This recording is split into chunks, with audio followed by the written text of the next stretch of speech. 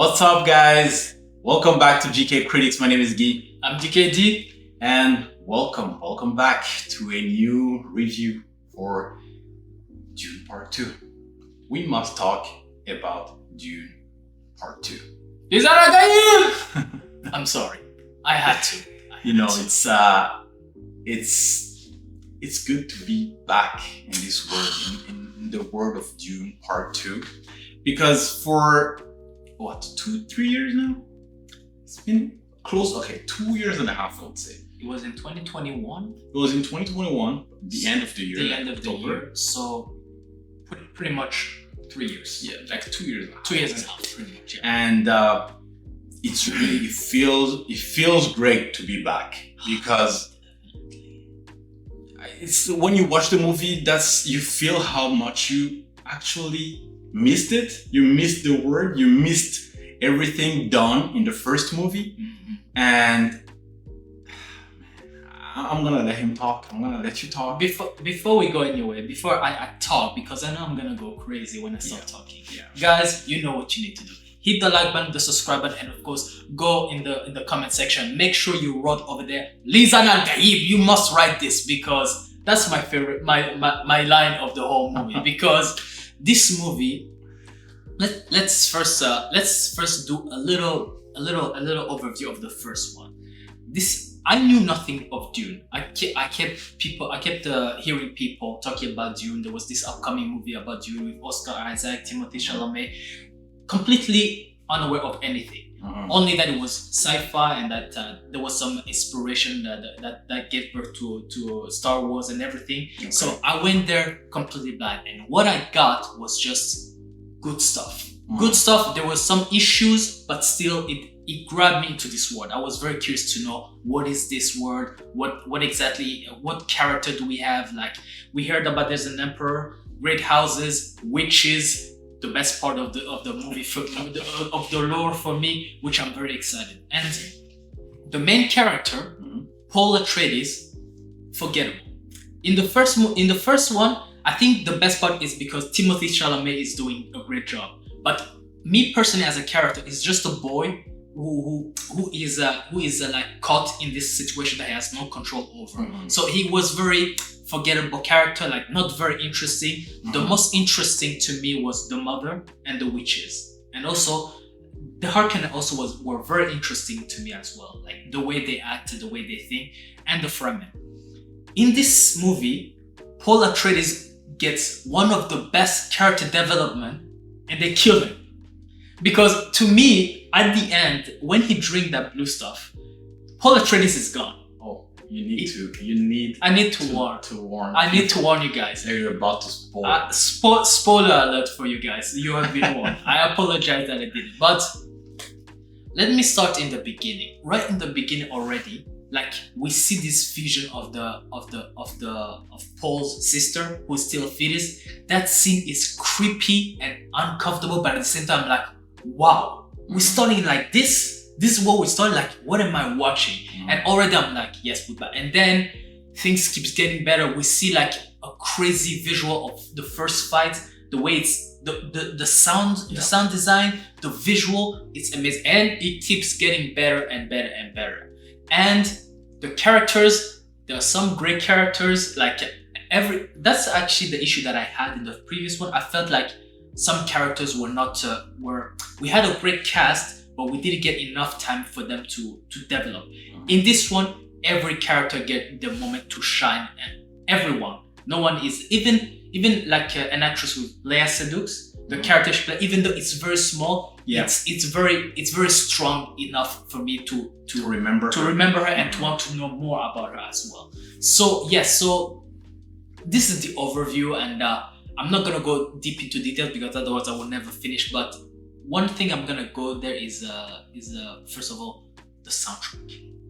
The soundtrack in this movie, I don't know what it is. Like, every time Hans Zimmer, like, he cooked again. This guy is dangerous, bro. I don't know because every time Hans Zimmer does something, I'm going right after to look for it. Like, I need to know to re-listen again, and I have to wait for the whole movie to come out in Blu-ray so that I can hear it. And I need to go watch that movie again. That's for sure. Visual, don't know what I have to say.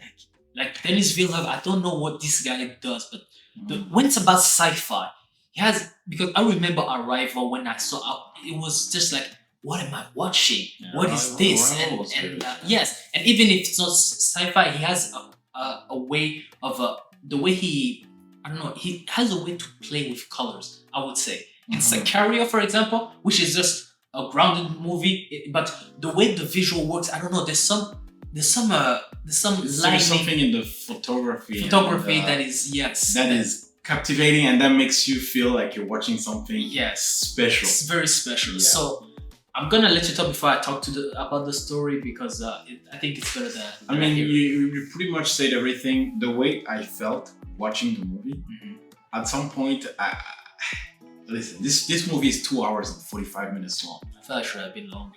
That's exactly the same thing I felt.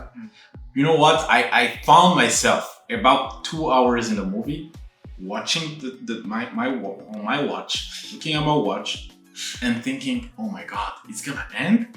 I don't want it to end. I want it to keep going, to keep developing, to keep unfolding the story.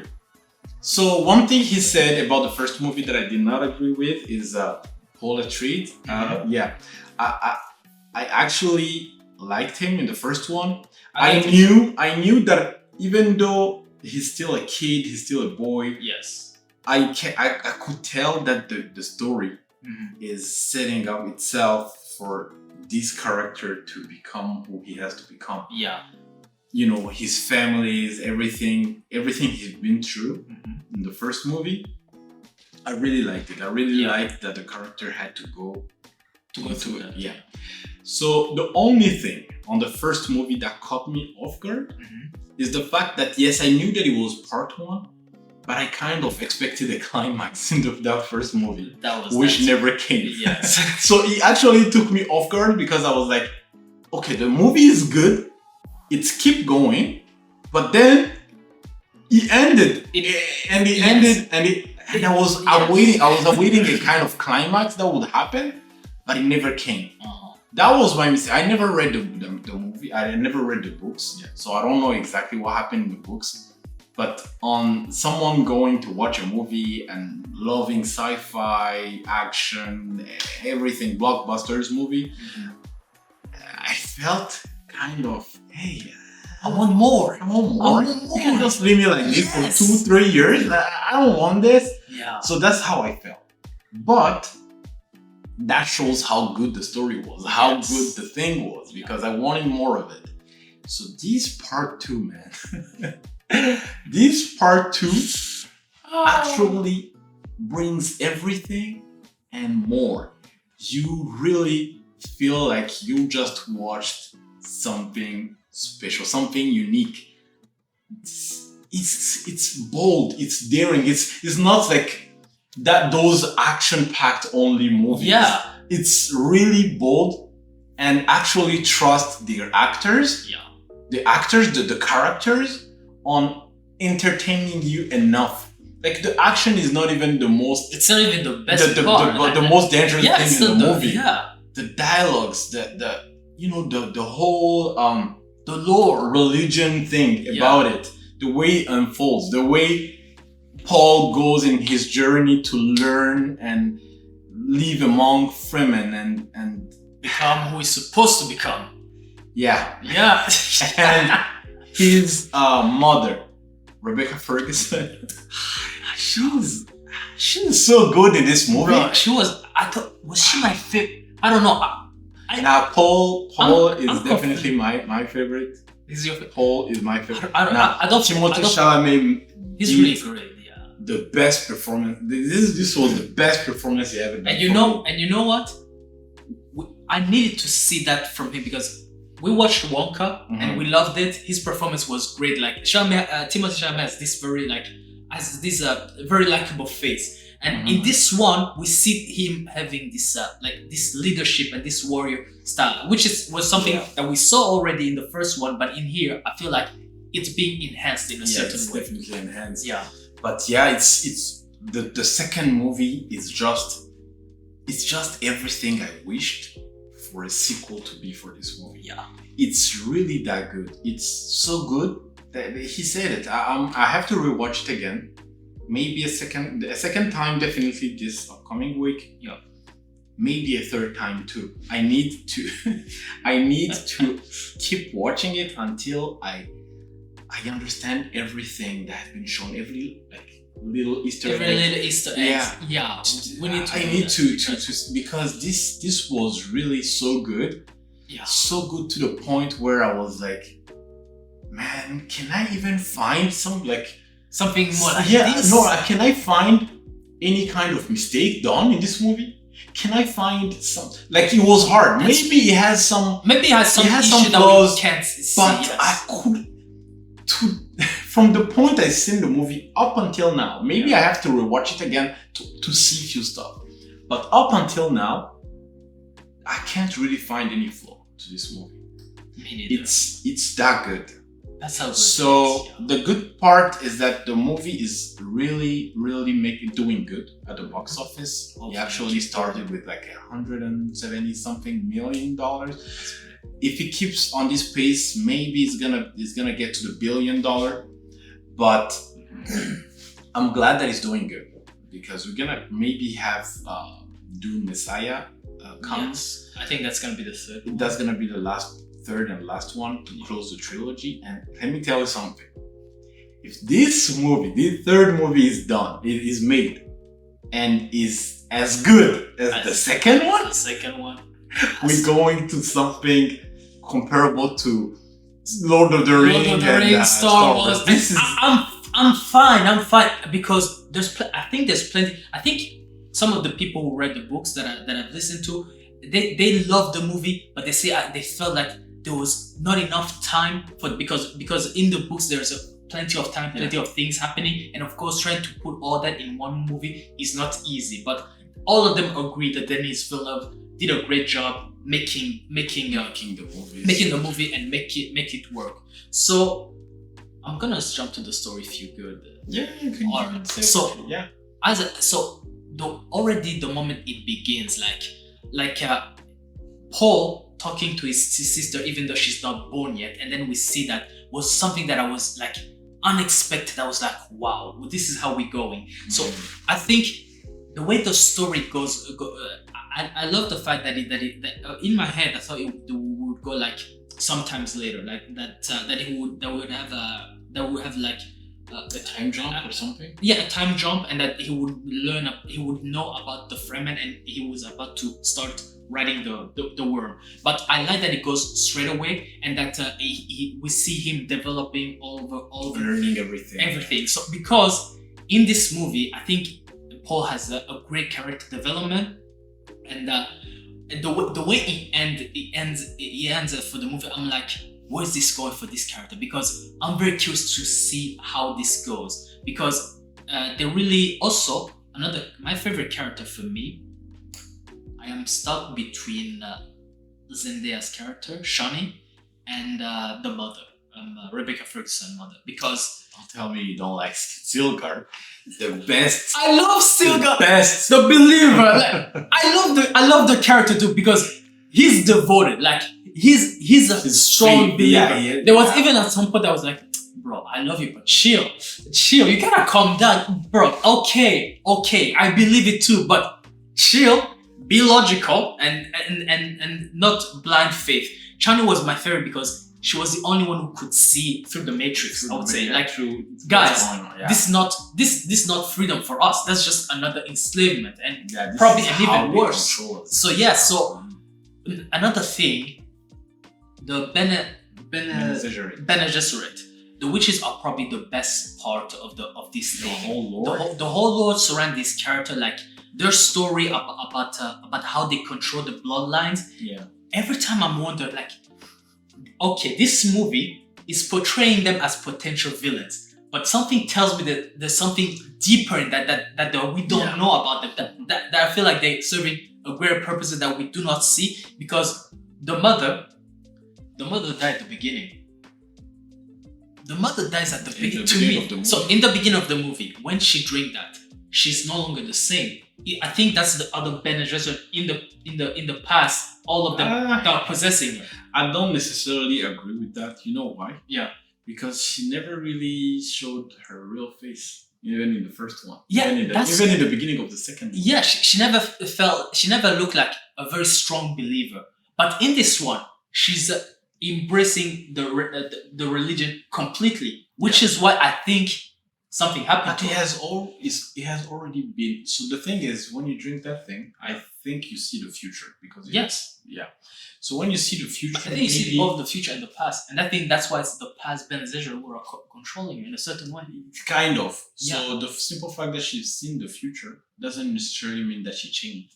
Maybe now she knows how to play her next move better. Maybe. So she never really been someone not thinking that strategic. She knew what she was doing since the beginning. I think the thing is that her personality, like the personality will change. Same thing as for Paul.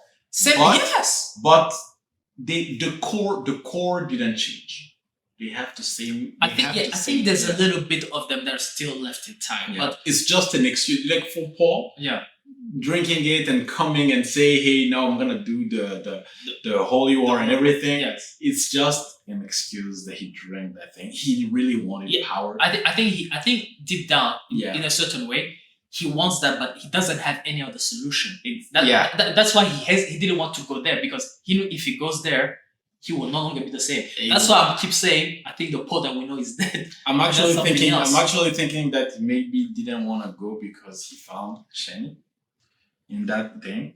So I don't even think it's because he didn't want to. Mm-hmm. He knew that going there, he's probably gonna lose Shani because he's gonna go to the Holy War and he's gonna have to become emperor. He's gonna also have to marry the princess as well, and also something also. So that's it. That's what I think that Shani is actually more important than we think. So you think she may bring her back, like Anakin, that Darth Vader? I don't think that guy is going back. He's probably lost. But, I don't know. We're gonna see. All I know is that so far, I wish we really have a third movie to close this. Let them take their time. Let's not rush this. No. They're not rushing anything. Yeah. I just wish that it's confirmed. There's gonna be a third movie. Oh yeah, it has and to be Villeneuve is gonna work on it. That will definitely has to. Yeah. Also, now another thing I want to talk about my favorite shot and my favorite part of the movie, Getty Prime, the Harkonnen planet. That I know we already talked about the visual, but the way it looked, that black and white. That was, and also the fact that they mentioned it's because of the sun. Mm-hmm. They will have a black sun, and therefore it's black and white. That was just perfect, and also we get to see exactly how the Bene Gesserit operate. It's very subtle but very well done as well. Mm-hmm. Like pretty much they use the voice on them, and they preserve the bloodline and so far and so on. Yeah. And I love how also we see that the princess, even though she's a strong believer, sometimes she questions the Reverend Mother. She's like, "You causing this bullshit? Like you started the House Atreides to be destroyed, and now look at this." And so I'm very curious to know more about her, even though she has a brief appearance. My only problem that I had was the Emperor.